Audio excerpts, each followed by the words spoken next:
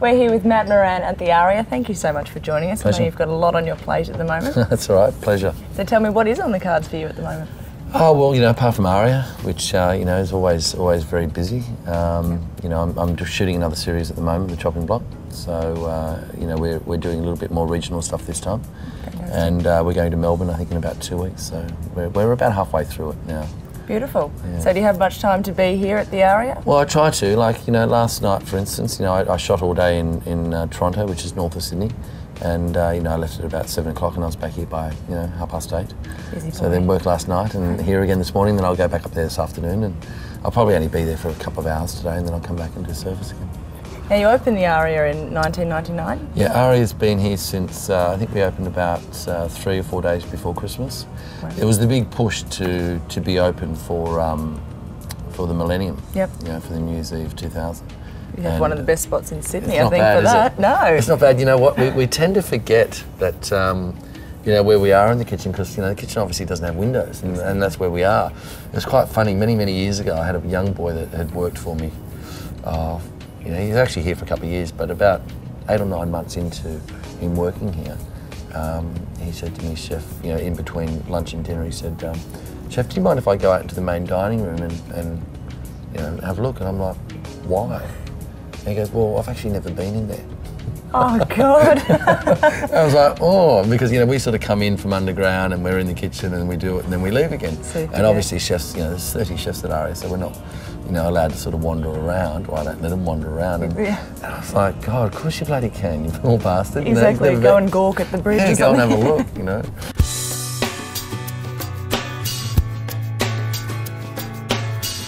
Now, Matt, what wonderful room are we in here? This is what we call KT, as in short for KT, kitchen table.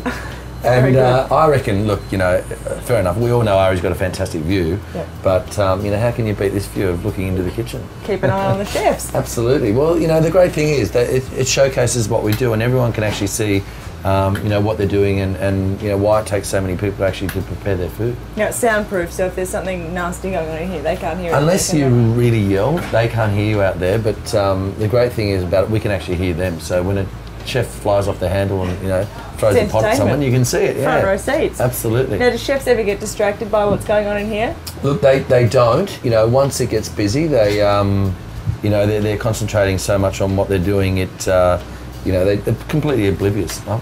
There was one night we had hens night here and there was a bit of boob flashing, but apart from that, it's they actually don't. They're just completely oblivious to what's going on in here. That's fantastic. Yeah.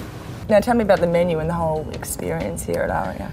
Yeah, well, look, it's Aria was the way that it was designed. Alex Zarnes, sort of Australia's probably most famous architect. He, when he first walked into the space, he sort of thought that it was.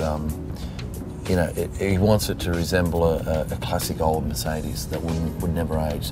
So that's why there's lots of leather on the ceiling and very warm colours and lots of acoustic treatment.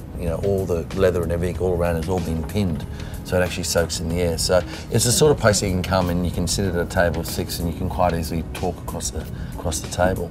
I think that Sydney diners and diners these days in the world, they're so much more educated when it comes to food. So, I think what we've got, we don't proclaim to have the best food, but we have good food, we have good service, we have good wine list, great ambience, and we have a great position. Whole package. Which is what people want these days, yeah. What influences do you have on the menu?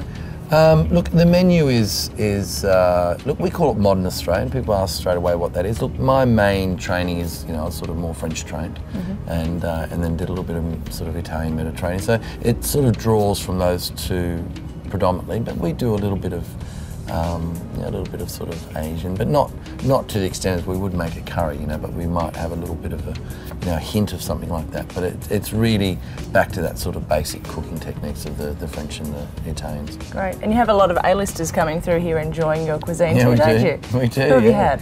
Oh God, you name it. Tom Cruise, Penelope Cruz, Kidman, Urban, Michael Caine, Travolta.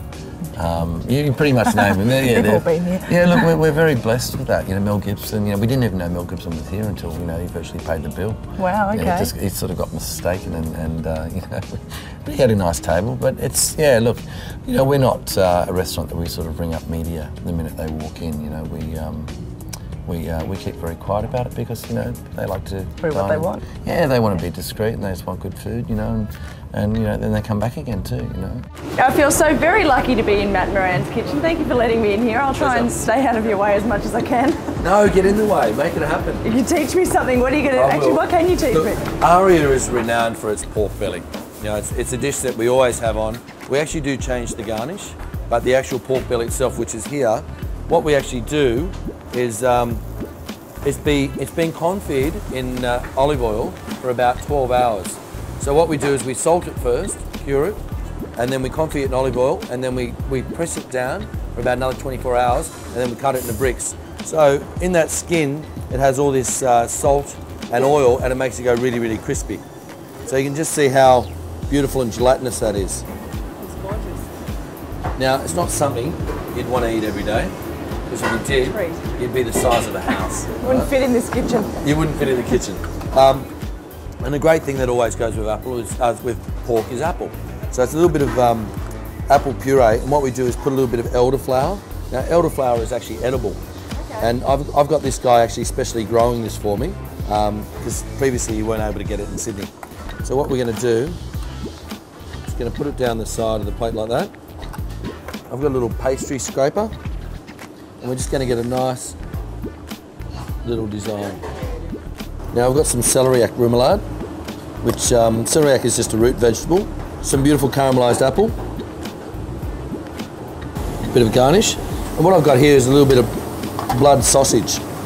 It's actually made from pig's blood.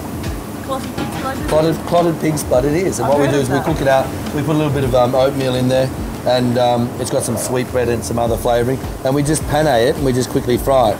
So it's actually another little bit of texture on it. Beautiful. And then we have our little pork belly dish.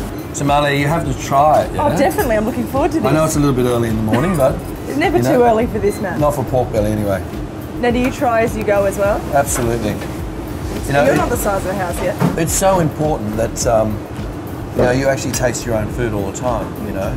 If you don't, that's what we call lazy chefs. So any sauces or anything like that, you should always be tasting. And look, good justification. Yeah, you know, it's a good excuse to go to the gym every afternoon. Exactly. How was it? I'm surprised you got the time. It is beautiful. Yeah, good. I think I might actually just take the whole lot. Pleasure. Now, I'm sure a lot of our viewers are very interested to know where Matt Moran actually dines in his spare time when he's not eating at his own restaurant. Look, so where do you go? Look, I'm a creature of habit. You know, I live on the eastern beaches, and you know, I love to eat locally. There's some great cafes in Bronte. Swell, I love. Speedo's in North Bondi Cafe, which is fantastic, and I've got little ones, so you know, I tend to go there quite a bit. North Italian Bondi. You know, I think it's fantastic, just, you know, because it's casual. My 3-year-old still likes to throw food around, so, and it's a concrete floor. Yep. Perfect. You know, is there a better place to have a Sunday lunch than, you know, Icebergs, or I had lunch at the Pier on Sunday, which is fantastic. You know, but I like all the big restaurants. You know, I like, you know, Guillaume's over at the Opera House, even though he's one of my biggest competitors, also one of my best mates. Yeah. You know, Key over across the road here. So, you know, Neil's, you know, I love Neil Perry's food too. So it really varies what mood I'm in, you know. Do you go in and inspect the kitchen before you sit down and eat there?